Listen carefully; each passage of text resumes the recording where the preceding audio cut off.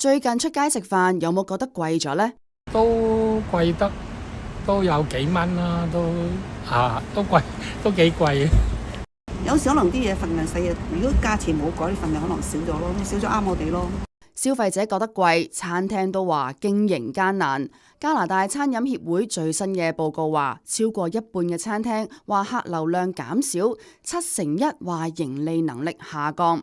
有安省茶餐廳老闆話，而家市民嘅消費習慣改變咗，經濟有少少影響啦。咁同埋啲人嘅可能使錢個 pattern 轉咗少少，咁啊減少咗出去食飯嘅嗰個嘅頻率。餐飲業而家就呼籲政府永久取消 GST， 希望刺激消費。有街坊話，2024年底臨時免 GST 期間，佢真係多咗出街食飯㗎。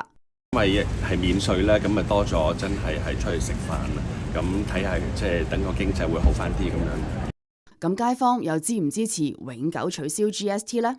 咁都係好嘅，都可以幫助好多人嘅。咁 GST 都係一個問題嚟嘅，都係。冇可能嘅，政府都窮，邊可能長期減啊？即係定個時候，定個時間話半年、1年喺呢個油價咁高嘅時候，就暫時取消咯。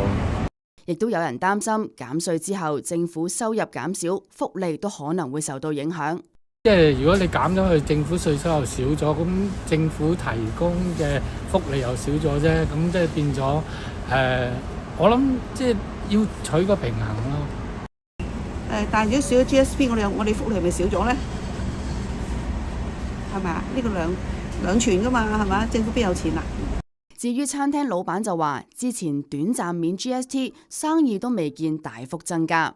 似乎初段就忙咗少少嘅，咁但係後尾就唔係分別太大咯嚇。咁對於我哋嚟講，如果個生意冇話真係突然間多咗好多嘅話咧，我哋冇乜特別嘅得益嘅啫。咁你又覺得永久取消 GST 夠唔夠到餐飲業呢？